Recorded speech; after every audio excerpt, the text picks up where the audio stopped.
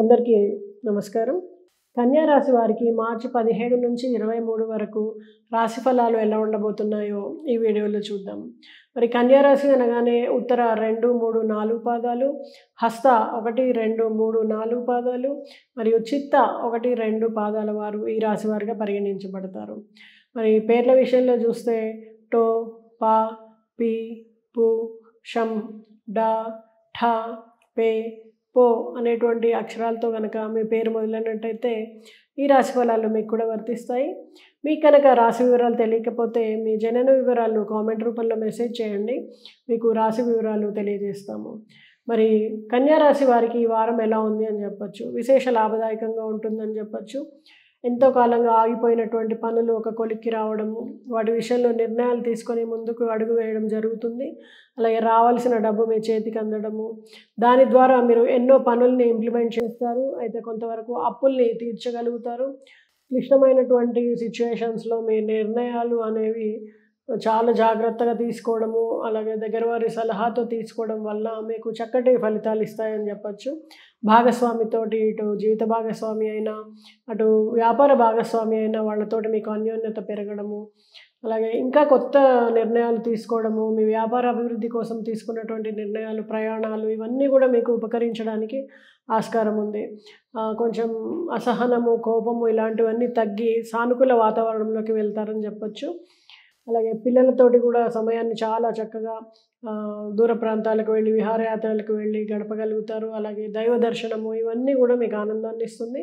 మీ ప్రతిభకి తగినటువంటి గుర్తింపు లభించడము, చుట్టుపక్కల వాళ్ళల్లో మీకు చిన్న చిన్న సత్కారాలు లభించడము, వాళ్ళల్లో మీ పలుకుబడి పెరగడము ఇవన్నీ కూడా మీకు ఆనందాన్ని ఇచ్చేటువంటి విషయాలన్నమాట. అయితే ప్రయాణాల్లో కొంత అసౌకర్యానికి ఆస్కారం ఉంది.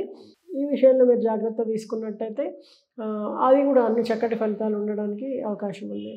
అయితే భూమి కానీ లేకపోతే స్థలము కానీ ఏదైనా కొనుగోలు చేయాలనేసి మీరు ప్లాట్ కానీ వ్యవసాయ భూమి కానీ ఇలాంటివి ప్రయత్నం చేస్తున్న వాళ్ళకి చక్కటి ధరకి మీరు ఈ వారం కొనుగోలు చేయగలుగుతారు. రిజిస్ట్రేషన్లు ఇలాంటివన్నీ కూడా మీరు చేస్తారు. అలాగే కంటికి సంబంధించినటువంటి సమస్యలు, దంత సమస్యలు కొంతవరకు ఇబ్బంది పెట్టడానికి, అలాగే స్కిన్ ఇబ్బంది పెట్టడానికి ఆస్కారం ఉంది. సరైన డాక్టర్ని కనుక మీరు సంప్రదించినట్టయితే మీకు ఏదైనా పరిష్కారం దొరకడానికి అవకాశం ఉంది.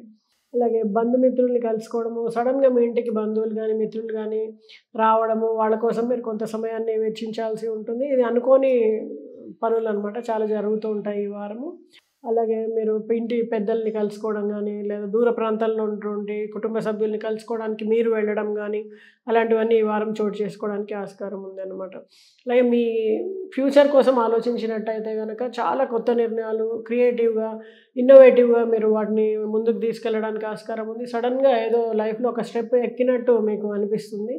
మొత్తానికి చాలా తృప్తిగా, ఆనందంగా ఈ వారం మీకు గడుస్తుందని చెప్పచ్చు. అయితే శ్రమ అనేది ఉంటుంది, సమయం వృధా అవ్వడం అనేది ఉంటుంది. ఈ విషయం పక్కన పెడితే అన్ని విషయాల్లో కూడా మీకు చక్కటి పరిష్కారము, అలాగే ఉన్నతి అనేది మీకు ఈ వారం లభిస్తుంది.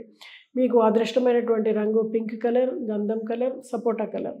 ఈ రంగుల్ని వాడుకొని ఇంకా మంచి సక్సెస్ పొందొచ్చు. అలాగే పరిహారాలు చేయాల్సినవి ఉంటే శనివారం రోజు ఆంజనేయ స్వామి దర్శనం, అలాగే గురువారం రోజు మీకు శనగపప్పుతో చేసినటువంటి వంటల్ని ఇంటికి వచ్చిన వాళ్ళకి కానీ, బంధుమిత్రులకు కానీ, ఎవరైనా అవసరార్థులకు కానీ అన్నదానంలో కానీ శనగపప్పుతో చేసినటువంటి మిఠాయి అంటే పూర్ణాలు, బొబ్బట్లు అలాంటివి తినిపించడం.